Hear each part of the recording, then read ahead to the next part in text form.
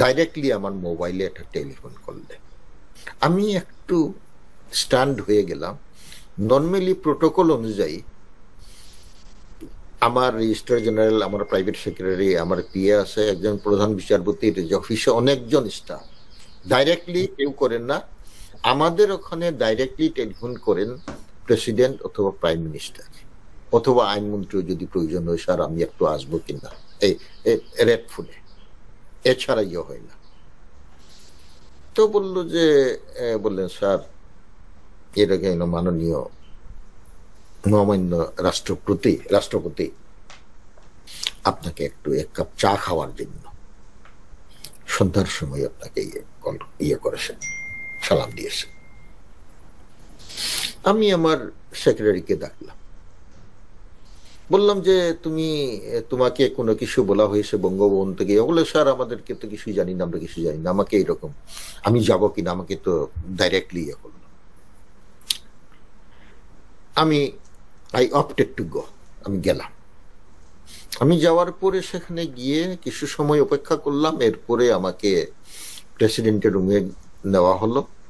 প্রেসিডেন্টের রুমে গিয়ে দেখি প্রেসিডেন্ট, প্রাইম মিনিস্টার, আইনমন্ত্রী এবং অ্যাটর্নি জেনারেল। আমি তাদেরকে দেখে আমার বুঝার আর কোনো বাকি হলো না আমার এই নিমন্ত্রণ বা আমাকে যে রিকোয়েস্ট করা হয়েছে এটা অন্য কোনো উদ্দেশ্য।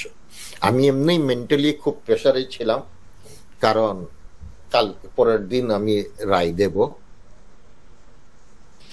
যার পরিপ্রেক্ষিতে আমি একটু সময় নিলাম যাতে ইয়ে হয়ে যায়।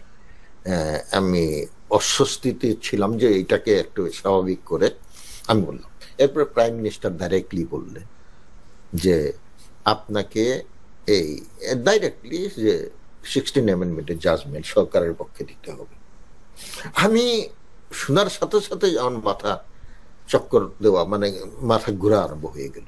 কি বলছে, জীবনে প্রধানমন্ত্রী কোনোদিনই আমাকে রিকোয়েস্ট করে নেই কোনো ব্যাপারে, এই প্রথম উনি আমাকে বললেন।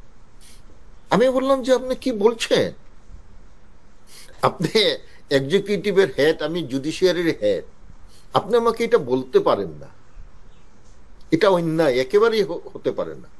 আর আপনি প্রেসিডেন্টের সামনে বলছেন, আইনমন্ত্রী আছে, আপনি বিচার বিভাগকে একেবারে খাটো করছেন। না না, এটা আমি বুঝেই করছি, আপনাকে এটা দিতে হবে। আমি বললাম যে হতে পারে না। এরপরে আমি প্রধানমন্ত্রীকে বললাম যে দেখেন, আপনার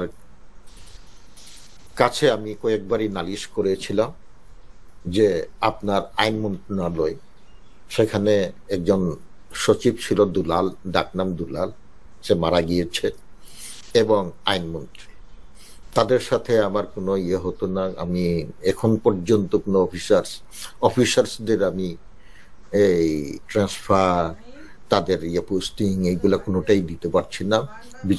বিচারে গিয়া এটা হচ্ছে, অসুবিধা হচ্ছে, এটা নিয়ে খুব ভুল বুঝাবুঝি হচ্ছে, আপনি কোনো পদক্ষেপ নেন নাই।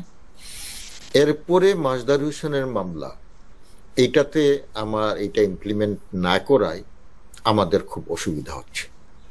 ভিডিওটি যদি ভালো লেগে থাকে তো অবশ্যই আমার চ্যানেলটি সাবস্ক্রাইব করবেন। আজকের মতো এখানে শেষ করছি। আল্লাহ হাফেজ। বাংলাদেশ জিন্দাবাদ।